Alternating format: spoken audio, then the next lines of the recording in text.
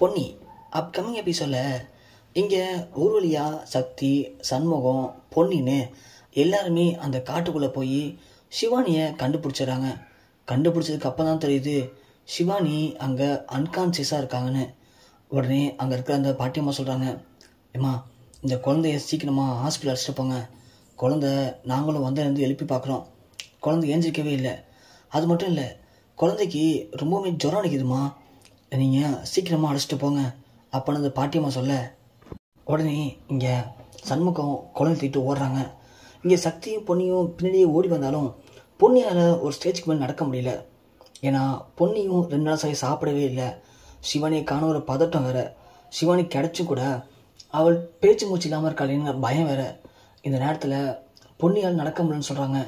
உடனே சண்முகம் சொல்கிறாங்க, பொன்னி நீ வேணா இங்கே இருமா, நான் போகிறேன் அப்படின்னு சொல்லவும் சக்தி ஒன்று, அண்ணே நீ சிவானி அழைச்சிட்டு போனேன், நான் பொன்னியை கூட இருந்து அழைச்சிட்டு வரேன் அப்படின்னு சக்தி சொல்ல, இங்கே சண்முகமும் சரின்னு சொல்லிட்டு சிவானி தூக்கிட்டு கிளம்பிடுறாங்க. இங்கே சக்தி பொன்னியை நடக்க முடியும்னு சொல்லிட்டு பொன்னியை தூக்கிக்கிட்டு போகிறாரு. பொன்னி எவ்வளவோ சொல்லியும் சக்தி கேட்குற. பொன்னி இது வீண் பிடிக்கிற நேரம் இல்லை, நான் சொல்கிறது கேளுன்னு பொன்னியை தூக்கிக்கிட்டு சக்தி போய் ஒரு வண்டி பிடிச்சி ஹாஸ்பிட்டல் போகிறாங்க. போகிற வழியில் சக்தி இங்கே கால் பண்ணுறாரு, அப்பா சிவானி கிடச்சிட்டாப்பா அப்படின்னு சொல்ல, என்னப்பா சக்தி சொல்கிறேன், உண்மையாவா? ஆமாப்பா சிவானி கிடச்சிட்டா, ஹாஸ்பிட்டல் தான் அழைச்சிட்டு போயிட்டுருக்கோம் அப்படின்னு சொல்லவும், பவானி இப்போ ஹாஸ்பிட்டல் தான்ப்பா இருக்கா, நான் இப்போ தான் வீட்டுக்கு வந்தேன், சரி இருப்பா நான் வந்துடுறேன் அப்படின்னு சந்திரசேகரம் கிளம்பி ஹாஸ்பிட்டல் வராரு. இங்கே பவானி இருக்கிற அதே ஹாஸ்பிட்டலில் தான் கொண்டு போய் சண்முகம் சிவானியை சேர்க்குறாங்க. சேர்த்து டாக்டர் செக் பண்ணி பார்க்குறாரு.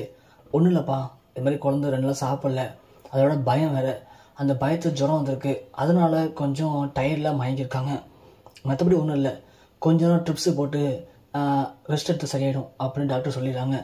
இங்கே ஒரு பக்கம் பொன்னியும் மயக்கத்தில் இருக்காங்க. பொன்னியை அழைச்சிட்டு போயிட்டு சக்தி அதே ஹாஸ்பிட்டலில் அவங்களும் சேர்க்குறாங்க. அவங்களுக்கும் சேம் அதே தான். ஸோ சாப்பிடாம அந்த பதட்டம் பயத்தில் ப்ரெஷர் அதிகமாகி அவங்களுக்கும் மயக்கம் வந்திருக்கு. அவங்களுக்கும் ட்ரிப்ஸு போடுறாங்க. போட்ட உடனே இங்கே போலீஸுக்கு இன்ஃபார்ம் பண்ணுறாங்க. போலீஸும் ஹாஸ்பிட்டலுக்கு வந்துடுறாங்க. வந்த உடனே விசாரிக்கிறாங்க, இது மாதிரி குழந்தை எங்கேருந்து கிடச்சிது அப்படின்னு கேட்கும்போது, பச்சை மலை காட்டில் தான் குழந்தைய கண்டுபிடிச்சோம் அப்படின்னு சொல்கிறாங்க. அங்கே 2 பேர் குழந்தைய தூக்கம் வந்தாங்க, அவங்க கிட்ட இருந்தாங்க, அடித்து பிடிச்சி தான் குழந்தைய காப்பாற்றிட்டு வந்தோம் அப்படின்னு சொல்கிறாங்க. உடனே இங்கே சக்தி அவங்களுடைய அடையாளத்தையும் சொல்கிறாங்க. உடனே அங்கே இருக்கிற போலீஸ் அந்த சைடில் இருக்கிற போலீஸ்க்கு உடனே இன்ஃபார்ம் பண்ணி அந்த பச்சை மலை காட்டை போய் தேட போகிறாங்க.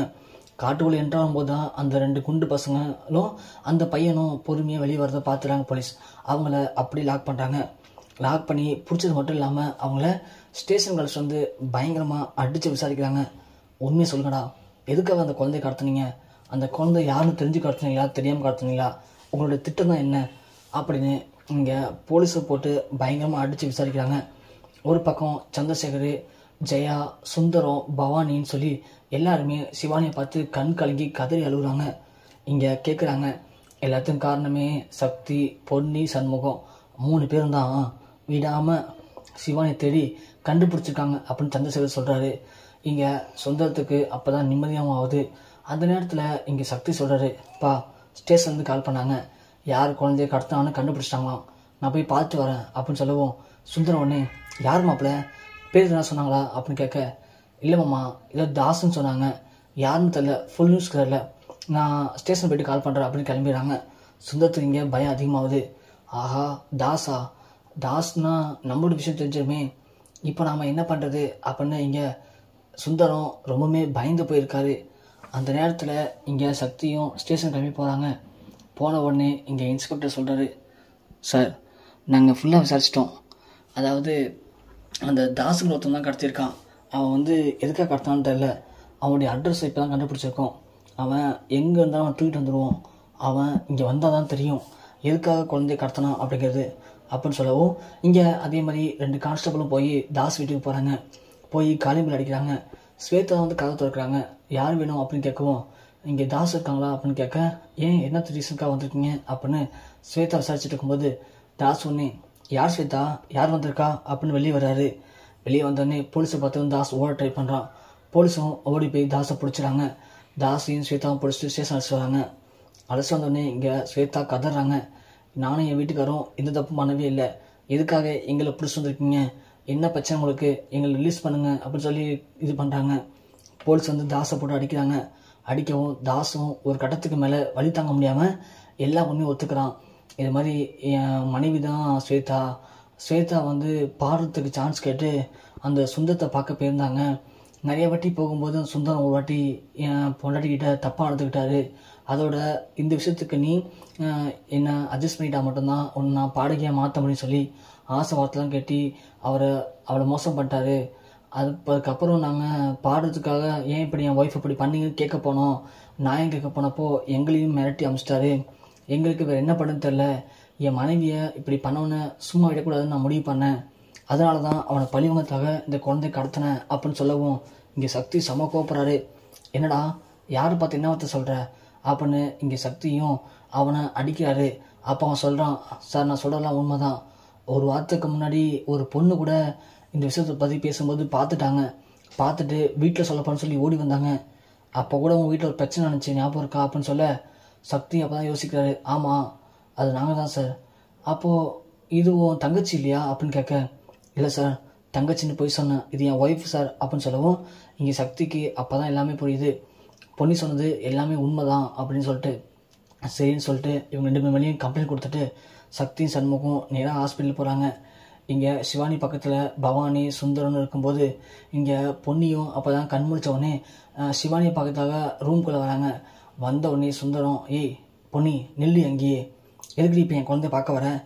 சும்மா அந்த குழந்தைய பார்க்குக்கு அழைச்சிட்டு போய் அவளை இந்த ஒரு பாடுபடுத்தி இப்போது அவளை உயிருக்கு போராடுற கண்டிஷனில் கொண்டு வந்து சேர்த்துருக்கியே, நீலாம் ஒரு பொண்ணா?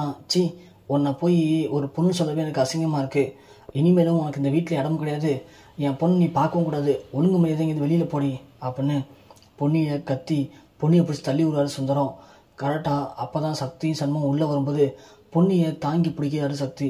உடனே என்னமாம்மா என்ன பிரச்சனை போலுக்கு அப்படின்னு கேட்க, மாப்பிள்ளை அவள் என் குழந்தைய பார்க்கக்கூடாது, அவளால் தான் எல்லா பிரச்சனையும் காரணம், அவளை ஒழுங்கு மரியாதை வெளியே போக சொல்லு அப்படின்னு சொல்ல, மாமா நீங்கள் ரொம்ப பேசிகிட்டு இருக்கீங்க அப்படின்னு சொல்லவும் பவானி உடனே, என்ன சக்தி என்ன உன் மனைவிக்கு சப்போர்ட் பண்ண வந்துட்டியா? இங்கே பாடுறா, அவள் பண்ணது எவ்வளோ பேர் தப்பு தெரியுமா?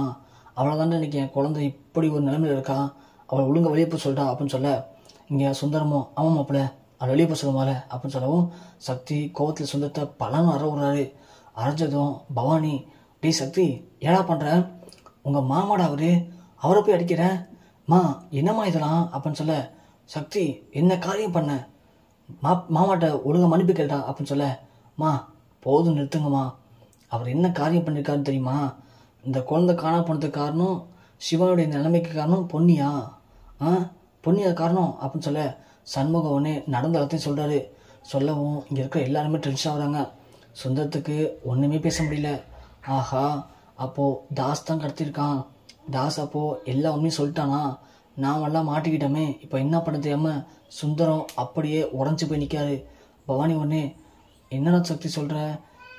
சண்முகம், சக்தி சொல்கிறது உண்மையடா அப்படின்னு கேட்க, ஆமாக்கா நாங்களாம் விசாரிச்சிட்டோம், அவன் இதுதான் சொல்கிறான், பொன்னி அன்னைக்கு சொன்னதும் உண்மைதாக்கா அப்படின்னு இங்கே சண்முகம் சொல்ல, பொன்னி ஒன்னே சுந்தரத்தை சட்டையை பிடிச்சி, ஏங்க நான் உங்களை எந்த அளவுக்கு நம்பினேன், எனக்கு போய் நம்பிக்கை துரோகம் பண்ணிட்டீங்களே, சி உங்களுக்குலாம் அசிங்கமாக இல்லையா? எப்படி உங்களுக்கு இப்படி ஒன்று பண்ணறதுக்கு உங்களுக்கு தைரியம் வந்துச்சு? ஏன் இப்படி பண்ணீங்க அப்படின்னு சுந்தரத்தை சட்டையை பிடிச்சிட்டு பவானி பயங்கரமாக அழுகுறாங்க.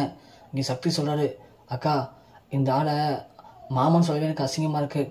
இந்த ஆள் இந்த பொண்ணுகிட்ட மட்டும் இல்லை, இது மாதிரி இன்னும் நிறைய பொண்ணுங்கக்கிட்ட வாய்ப்பு வாங்கித்தரேன்னு சொல்லி நிறைய பொண்ணுடைய வாழ்க்கை அழிச்சிருக்காருக்கா. இப்போது இந்த பொண்ணு கர்ப்பமாகவே இருக்காக்கா அப்படின்னு சொல்லவும் இங்கே பவானி சுந்தரத்தை பயங்கரமாக அடிக்கிறாங்க. போட்டு அடித்து, சி உன் கூட போய் நான் வாழ்ந்தேன்னு சொல்லவே எனக்கு அசிங்கமாக இருக்குது, உன்னை மனுஷனை கூட எனக்கு பார்க்க முடியல, இங்கேருந்து ஒழுங்கு மரியாதையாக வெளியே போய்டு, இல்லைனா நானே செருப்பால் கொண்டு அடிச்சிருவேன் அப்படின்னு சொல்ல, ஜெயா உடனே என்ன மாப்பிள்ளை இதெல்லாம் அப்படின்னு கேட்க, பவானி சொல்கிறாங்க, என்னம்மா இன்னும் மாப்பிள்ளையா, ஒழுங்கு மரியாதையாக இவனை வெளியே போக சொல்லுமா, இவனுக்கு அவ்வளோதான் மரியாதை சொல்லிட்டேன் அப்படின்னு இங்கே சொல்ல, சக்தி ஒன்று வெளியே போங்க மால, நீங்கள் இவ்வளோ தப்பு பண்ணிவிட்டு எல்லாத்துக்கும் காரணம் பொண்ணுன்னு சொல்கிறீங்களா? இங்கே பாருங்கள், நீங்களாம் வெளியே போய்ட்டு நல்லது, இல்லைனா போலீஸில் இன்ஃபார்ம் பண்ணி உங்களை தூக்கி உள்ளே வச்சிருவேன் அப்படின்னு சொல்லவும் சுந்தரத்தால் என்ன பண்ணதில்லை நேராக ஓடி போய் ஜெயா காலில் விழுறாரு. என்னை மன்னிச்சிருக்கத்த, நான் பெரிய தப்பு பண்ணிட்டேன், தெரியாமல் நடந்துருச்சு, என்னை மன்னிச்சிருக்கத்த அப்படின்னு சுந்தரம் இங்கே ஜெயாவுடைய காலை பிடிச்சி கெஞ்சுறாரு.